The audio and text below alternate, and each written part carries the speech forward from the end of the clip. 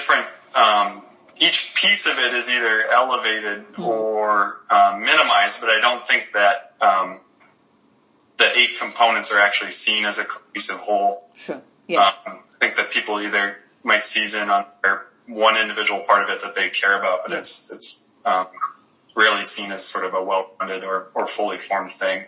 And then secondly, like just like you said, this sort of contradiction in what one person sees as material well-being and what another person sees as material well-being are quite different things. Yeah. Right? Yeah. So, there's not really universal agreement around that either, I'm sure, and that presents a challenge to, I guess, the model in some ways. Yeah. Yeah. But in general, like say in Anchorage, when you live or when you leave Anchorage, you probably see the difference more. So do people in your community kind of place emphasis on, well-being is a bigger goal as opposed to just making money? Like, is that the sort of conversation you come across or not? Yeah, I think a lot of people talk about it as quality of life up here. Yeah, quality of life. That's it's an analogy. I don't think it's exactly the same as what you're talking about. But I think people live in Anchorage who choose to live in Anchorage for what they would call quality of life reasons. That's different for everybody, but it's like sometimes access to clean air, access to clean water, access to healthy recreational opportunities are the things that really like kind of stand out for the Alaskan lifestyle. And I think people often look at it as trade-offs too, so they trade whatever urban sensibilities that they could get in other places for this thing that we experience here in sort of a very rich and deeper way. Yeah. Yeah. And I think you're answering part of that, definitely, because that was my personal experience. In Anchorage, we were more focused on breathing clean air and drinking clean water, and like they were important. They were quite important. Yeah. So people sacrifice some other part, whether it's like a job with more responsibility or working later or whatever to experience those other things. Yes. Yeah. No, and that's pretty much where I was heading to. And I know you have given me your answer of how do you understand well-being, but can I ask you in a more sort of formal way, if I were to say, so Kirk, how do you understand well-being? And given the context that I've given you, would you answer it any differently?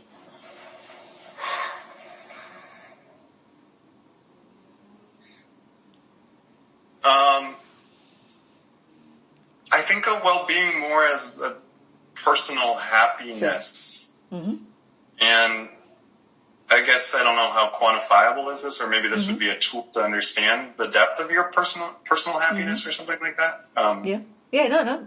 Every answer is valid. Like I'm more interested in understanding how you see it. So because you are in the service industry, and you, from what I understand, you are working towards building community or enhancing well-being in your community. And apology for using well-being term continuously, because that's my term.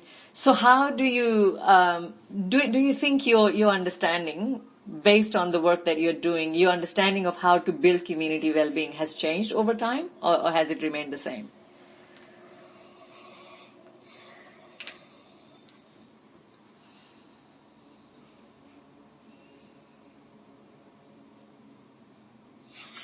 I think it's definitely changed over time, but my understanding of how I serve communities, I wouldn't say was built around the well-being framework. Sure.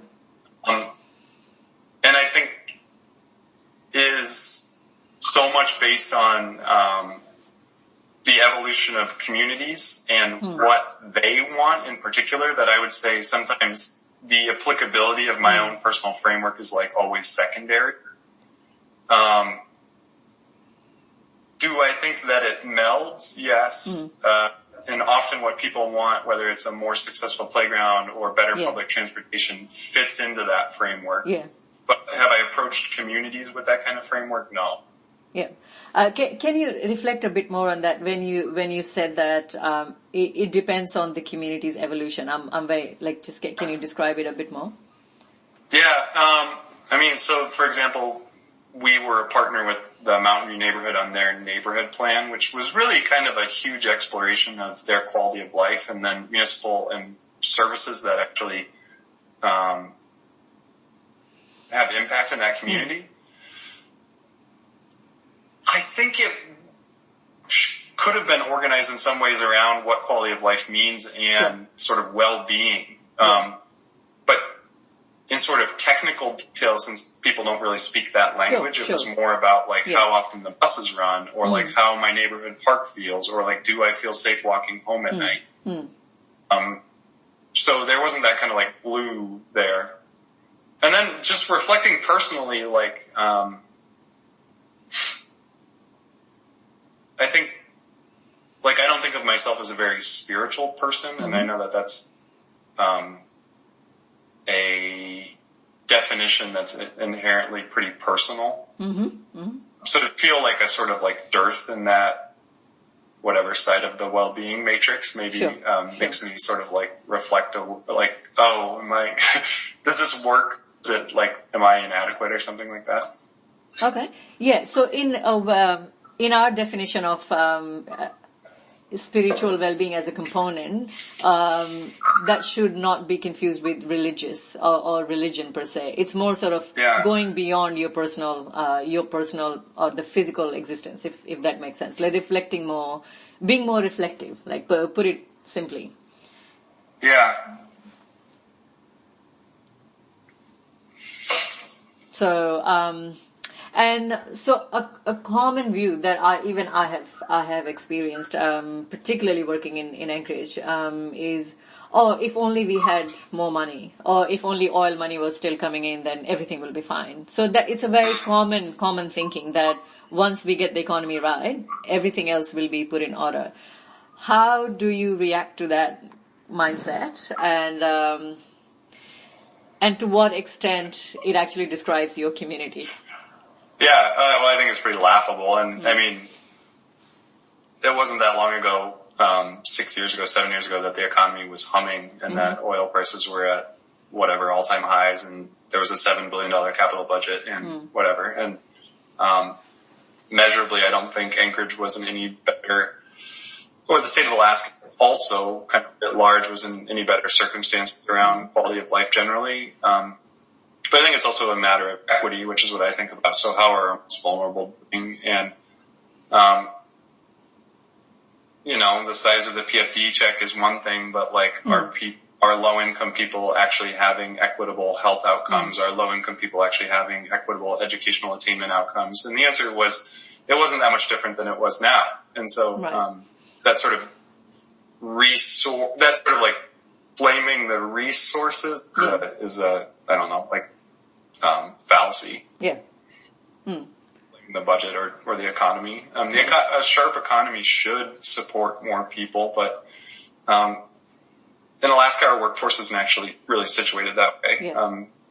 Typically it's an import the workforce to meet the need. And then we haven't actually trained up our own people so that those people aren't actually eligible for those jobs that do open up when the economy is good. Yeah. Yeah. So, so what would be your view then?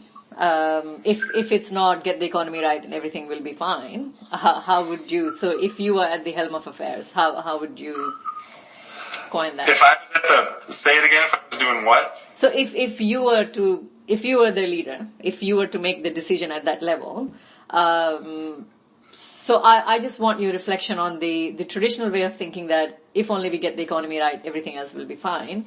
And, the first question was, do you agree with that view? If not, what's your view? Oh, my view has been the same, I guess is the same as it's been for a long time, which is that we should responsibly and equitably distribute resources. And that means we can have the most impact by actually serving low-income people. And we can actually improve outcomes across the board for everyone by doing that most. So really building equity into our economical analysis, I think, is paramount and I think is good for everyone. So if I were in charge, what I would do is more equitably distribute resources and try to improve what we can for our most vulnerable and our whatever signifier you want to do, but the least or the worst or this. I think that's where we should focus our time. I think the haves have in Anchorage, and I think that middle class people are doing plenty well in this